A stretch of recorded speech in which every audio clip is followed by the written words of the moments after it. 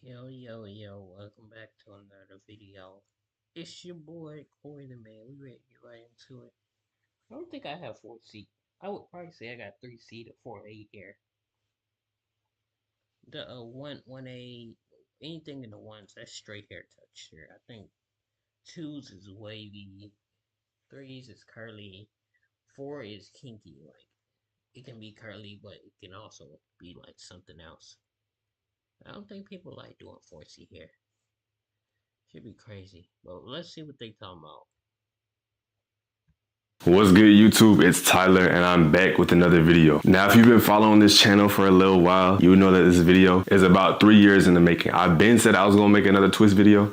I never did, but it's finally time. Now, I know I kept y'all waiting long enough. I don't know why. That was the first video I ever made on YouTube. Now I'm finally doing a twist again 3 years later. So you can go back and compare it. The twists are gonna be better and my hair is longer. I don't have a sky top anymore. So it's gonna be a little bit different, but I'm not gonna keep the intro too long. Let's just get straight into it. All right, so before we get started, I'm just gonna show you everything that you're gonna need for twisting your hair. Now, some of these aren't mandatory. You can substitute them for different things, but these are just what I use every single time I twist my hair. So first of all, you're gonna need a spray bottle, then you're gonna need a comb, some type of product to actually twist it. This is what I'm gonna be using today. You're gonna need a comb to part your hair. This is optional, but I like using clips to hold the hair down after I twist it. You need hair ties for the section. This just depends on how long your hair is. If your hair is shorter, you can just use clips to section it off. You're gonna need some type of mirror to see the back of your head while you're twisting it. And then last, this is optional, a blow dryer just to get to the true length of your hair if you have tighter curls.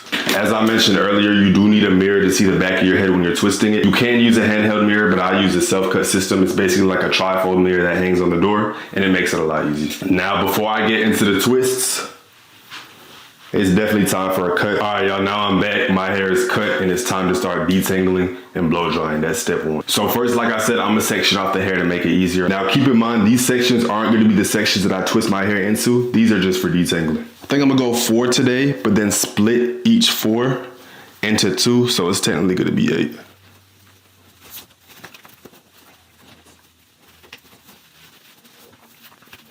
And another key is make sure your hair is washed before this, because if you twist dirty hair, it's gonna make the hairstyle last not as long as it could have if your hair was clean.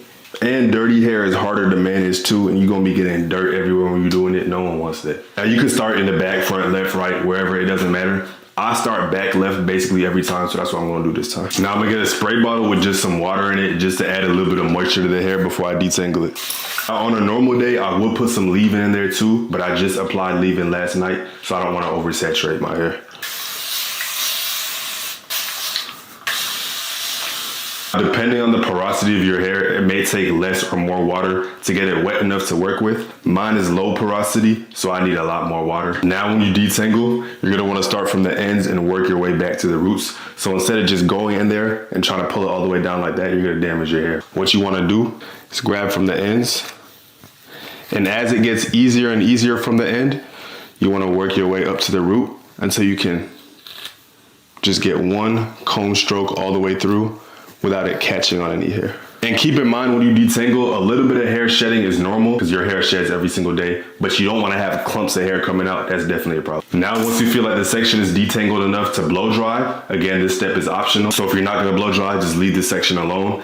But if you're gonna blow dry, you wanna add some heat protectant to your hair so you don't damage it. This is the heat protectant I'm gonna be using today. You wanna apply a generous amount all the way throughout the hair and then just rub it in. Now for the blow dry, I always start on medium heat and the highest speed. As it gets harder, if the hair is not combing out, you might need to turn up the heat to high, but don't do it for too long at a time because you could damage your hair.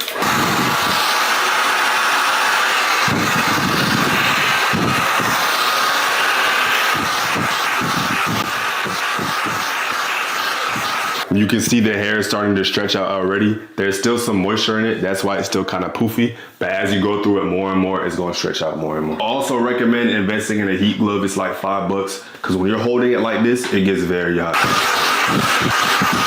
But as you can see, this section is almost done. I'm going to go through it a couple more times until it's fully stretched out.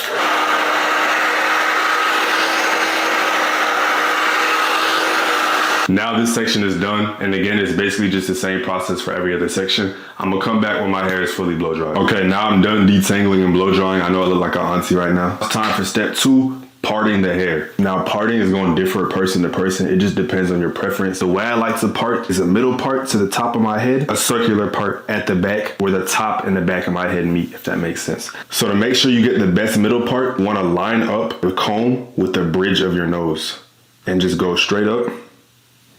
And that's where your middle part will be. If you do your hair enough, you'll have an automatic middle part. My middle part is like ingrained in my head, so I don't really have to make it every single time I do my hair. And just to refine the part, you want to go in with the tail of the comb. And this is way easier to do with a metal comb than a plastic comb. You can go in with the teeth and get these little flyaways like that. Now I'm gonna, but the part really don't have to be perfect, but it's kind of like trial and error, getting the right amount of hair into the right parts. But once you think it's good enough, then you can move on to the next step. This is how it looks. And now it's time to section it and start twisting the hair. All right, so every time I twist my hair, I start with this back section, but since it comes to a point at the sides, I grab a piece from each side and start twisting it right there. And that also helps me determine the size that the twists are gonna be. Now I think this is the thickness I wanna go with today. Just a moderate size, not too thin, not too thick. You're gonna get your product. You wanna get a generous amount because you don't want the hair to be dry when you're twisting. I put about this much on each twist. Now, to start the twist, you wanna rub the product all the way down your hair so it's covering the whole piece of hair. And if it still feels a little bit dry, you can add some more. Now to start the twisting process, you're gonna split the piece into two and then put one piece over another. So I'm gonna put the left piece over the right piece.